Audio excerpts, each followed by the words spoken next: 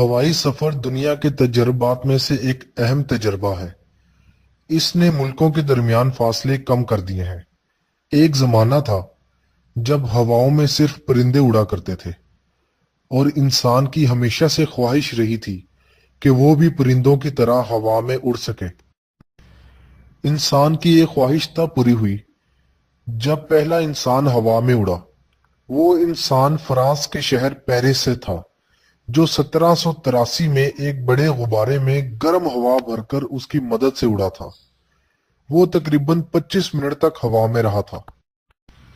اسی سال 2 اور فرانس کے شہریوں نے غبارے میں ہائیڈروجن گیس بھر کر ہوا کے ذریعے 27 میل کی ایک لمبی پرواز کی۔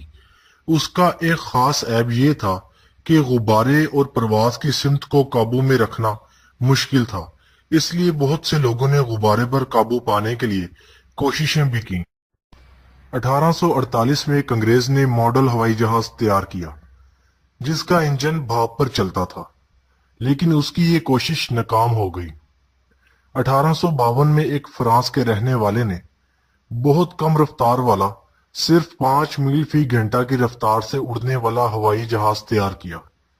1884 میں 2 فرانس کے انجینئرز نے ہوائی جہاز بنایا جس میں الیکٹرک موٹر تھی، اور یہ جہاز 13 میل فی گھنٹہ کی رفتار سے اڑا۔ 1896 میں امریکی انجینئر نے ایک جہاز بنایا جو کہ 3200 فٹ کی اونچائی پر 30 میل فی گھنٹہ کی رفتار سے اڑا تھا۔ جرمنی کے ایک انجینئر نے پیٹرول سے چلنے والا ہوائی جہاز بھی بنایا تھا، لیکن کچھ حادثات کی وجہ سے پیٹرول انجن والا جہاز بھی ناکام ہو گیا۔ پہلی جنگ عظیم سے کچھ دن پہلے جرمنی نے ایک عظیم ہوائی جہاز بنایا تھا جس کی مدد سے جرمنی نے انگلینڈ پر بمباری کی تھی۔ پہلی جنگ عظیم سے پہلے ہوا بازی کو اتنی اہمیت نہیں دی گئی کیونکہ ہوا میں اڑنے کو ایک خطرناک کھیل سمجھا جاتا تھا، لیکن جنگ عظیم اول کے دوران جرمن جنگی جہازوں نے انگلینڈ میں بڑی تباہی مچائی۔ اپنے دفاع کی غرض سے انگلینڈ اور اس کے اتحادیوں نے بھی جرمنی کے خلاف لڑنے کے لیے لڑاکا طیارے یعنی جیٹ فائٹرز ایروپلین تیار کیے۔ ان جنگی جہازوں کا مقابلہ کرنے کے لیے جرمنی نے مزید بمبار اور لڑاکا طیارے تیار کیے۔ پہلی جنگ عظیم کے بعد ان جنگی جہازوں کو مسافر اور سامان بردار جہازوں میں بدل دیا گیا، اور انگلینڈ اور پیرس کے درمیان باقاعدہ ہوائی سفر شروع ہو گیا۔ 1919 میں بحر الکاہل کے سمندر کو ہوائی جہاز کی مدد سے پار کیا گیا۔ اس کے بعد لوگوں نے محسوس کیا کہ وہ دن دور نہیں جب ایک عام آدمی بھی ہوائی جہاز کا سفر کر سکے گا۔ 1930 میں انگلینڈ اور یورپ کے درمیان باقاعدہ ہوائی سروس شروع ہوئی۔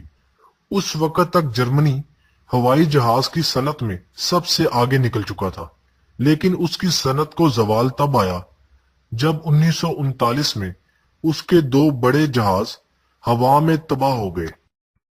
دوسری جنگ عظیم کے دوران جہاز کو ترقی دینے پر بڑی توجہ دی گئی۔ جہاز کی رفتار کو مزید تیز کیا گیا۔ جیٹ کی ایجاد کے بعد ہوائی سفر مزید آسان ہو گیا۔ اب جہاز 500 کلومیٹر فی گھنٹہ کی رفتار سے اڑ سکتے تھے۔ اس کے بعد اتنے تیز ہوائی جہاز بنائے گئے جن کی رفتار 1000 کلومیٹر فی گھنٹہ سے بھی اوپر تھی۔ ریڈار کی ایجاد کے بعد ہوائی سفر مزید محفوظ اور قابل اعتماد ہو گیا۔ ریڈار کی مدد سے پائلٹ اپنے ارد گرد کی جگہ کو دھند اور خراب موسم میں بھی جان سکتا ہے۔ یہ توقع کی جا سکتی ہے کہ ہوائی جہاز کی رفتار کو مزید بہتر بنایا جا سکتا ہے اور ہوائی سفر مزید تیز سے تیز ترین ہو سکتا ہے۔